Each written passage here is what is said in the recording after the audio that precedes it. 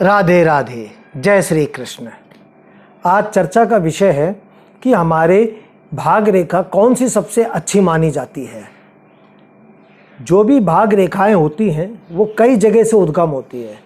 ये जीवन रेखा के बगल से जो रेखाएं उठती है ना, ये इसको भाग रेखा कहते हैं।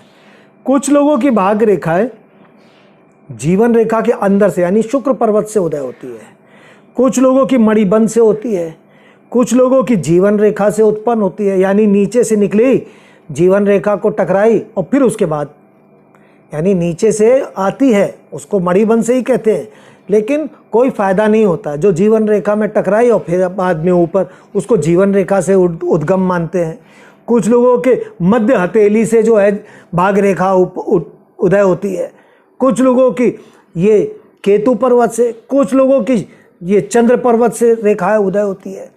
तो जितनी भी लोगों के भाग रेखा का जो मैंने देखा है, 90% लोगों की भाग रेखा है ये मध्यमा उंगली के नीचे शनि पर्वत की तरफ ही जाती है। 90%, 90 क्या 95% लोगों की भाग रेखाएं जो है वो उद्गम कहीं से भी हो, चाहे शुक्र पर्वत से उदय हो, जीवन रेखा से हो, या चंद्र पर्वत से उदय होती है, या मध्य हथेली से, या जीवन रेखा से। 95% लोगों की भाग रेखा जाती है शनि पर्वत पर, जो मध्यमा उंगली के नीचे। ऐसे लोग क्या होता है, ऐसे लोग जो है पाप, पूर्व जन्म से बहुत सारा पाप भी अपने साथ लेके आते हैं। कुछ अच्छे कर्म किए होते हैं जो मनुष्य जन्म में मिल जाता है, लेकिन पाप बहुत अभी बाकी है, उसका अभी चुकाना भी बाकी है। ये लोग जब श्रम करते हैं, श्रम यानी मेहनत करते हैं, तो उनको बहुत मेहनत करने के बाद तब जाकर के फल मिलता है। आपने सुना होगा कई लोग कितनी मेहनत करते हैं और उनको सफलता का अंश जो है बहुत कम मिलता है, और कुछ लोग बहुत कम मेहनत करते हैं, थोड़ी मेहनत करते हैं कि सफलता ही सफलता, धन ही धन, पैसा ही पैसा, इतना पैसा कि बटोर नहीं पाते। तो ये पूर्व जन्म के कर्म अनुसार ये शनि पर्वत न्याय के देवता होते हैं। ये न्याय के देवता के पास अगर भाग्य रेखा जा रही है तो न्याय का देवता जो है वो हमेशा ये करता है कि आपके पुराने ऋण को वो ख़त्म भी करता है, और नए श्रम यानी मेहनत से आपने जो अर्जित किया है वो पुराना ऋण चुका करके बाकी ये जीवन जीने के लिए देता है। बहुत मेहनत करनी पड़ती है।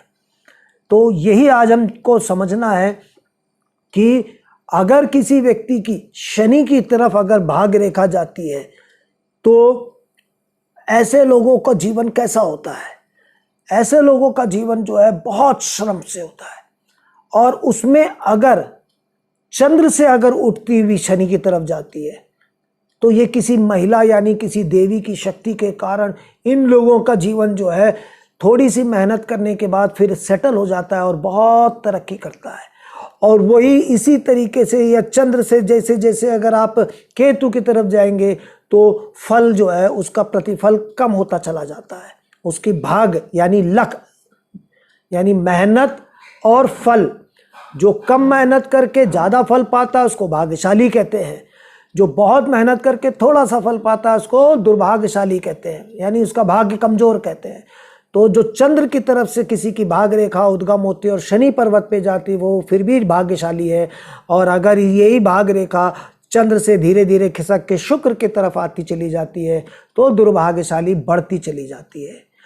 परंतु अगर किसी की भाग रेखा शनि पर्वत की जगह ये अनामिका उंगली के नीचे सूर्य पर्वत पे जाती है तो ये पूर्व जन्म से बहुत सारे पुण्य भी लेके आता है, भयंकर भयंकर बहुत सारे पुण्य लेके आता है। इसकी बुद्धि बहुत साफ होती है, बहुत पवित्र बुद्धि के होते हैं, और धन, मान, सम्मान, यश, कीर्ति ये बहुत मिलता है, अत्यधिक धन मिलता है, हर चीज में सफलता मिलती है। कोई व्यक्ति अगर वृक्ष से एक अमियाँ तोड़ने के लिए संघर्ष करता है, बार बार पत्थर मारता है, बड़े मुश्किल से एक अमियाँ मिलती है, उसको कहते हैं कि बहुत मेहनत करके उसको फल मिला। और कोई व्यक्ति एक पत्थर फेंकता है अमियाँ के पेड़ में और 15-20 अमियाँ आके नीचे गिर जाते हैं, सिर्फ एक ही बार प्रयास करने से इतनी अमियाँ मिल जाती है, उसको बहुत भाग्यशाली। बहुत भाग्यशाली का हमेशा जो भाग्य रेखा होती है वो कहीं से भी उद्गम हो, उसकी जो गणना देखेंगे आप वो हमेशा सूर्य की तरफ होती है। लेकिन अगर यही भाग रेखा सूर्य की जगह अगर यह बुध की तरफ हो जाए तो वो महाभाग्यशाली, महाभाग्यशाली, मन से भी बड़ा पवित्र, कोई अभिमान भी नहीं होता है, नाम होता है तो भी ध्यान नहीं देता है, धन इतना होता है तो भी वो कभी ध्यान नहीं देता है, वो अपने शोध में रहता है, नाम पैसा सब कुछ मिलता है। तो मैंने आज 3 तरह की भाग रेखा बताई। जो भाग रेखा शनि पर्वत पे ख़त्म होती है वो पूर्व जन्म से जो है बहुत सारे पाप लेके आता है और उसको बहुत मेहनत करके तभी उसका भाग्य जो है उसको फल देता है। दूसरा है जो भाग रेखा जो सूर्य पर्वत पे जाके ख़त्म होती है वो बहुत सारे पुण्य लेके आता है, थोड़ा बहुत उसको जो है पाप उसको दूर करने होते वो कर लेता है। और तीसरा जिसकी भाग रेखा जो है बुध पर्वत पे छोटी उंगली के नीचे तक जाती है उसके पाप नगण्य होते हैं, बहुत सारा। वो कुछ खास काम करने के लिए पृथ्वी पे आते हैं, वो कुछ खास काम करके जो है वो देवलोक को निकल जाते हैं। एक रेखा की मैं और बात करूंगा, भाग रेखा। अगर किसी की भाग रेखा बृहस्पति यानी तर्जनी के नीचे चली जाए तो क्या होता है, वो ईश्वर तुल्य होता है। उसकी वाणी सिद्ध, उसके पास धन सिद्ध, उसके पास देवता हमेशा रहते हैं, हर प्रकार के सुख, राजाओं से भी बड़ा सुख होता है, कोई चिंतन ही नहीं होता है, सारा वेद का ज्ञान होता है, ईश्वर के दर्शन हर समय होते रहते हैं। धन चाहेगा तो वो रखेगा, नहीं तो धन तो संसार में लुटा देगा। वो जब चाहे, जो चाहे, जैसा चाहे उसको मिल जाता है। ये बड़ी दुर्लभ होती है। ये कई हजारों वर्ष में कोई एक ऐसा व्यक्ति जन्म लेता है, वो अपना कार्य करता है और चला जाता है। लक्ष्मी तो उसके साथ साथ पीछे पीछे चलती, नारायण उसके पीछे पीछे रहते हैं। देवताओं के बृहस्पति गुरु की तरफ अगर भाग रेखा सीधी हो, ऐसे दुर्लभ होते हैं, बहुत दुर्लभ होते हैं। ये सब ईश्वर के अवतार रूप माने जाते हैं। ये धर्म की जो है स्थापित करने आते हैं और अपना योगदान दे करके चले जाते हैं। आप लोग अपनी हथेली पोष करें, पुरुषों को दाहिनी, महिलाओं को बाएं हथेली। आप देखिए आपकी भाग रेखा कहाँ खत्म होती है, कहाँ से शुरू होती है, कितनी शक्तिशाली है।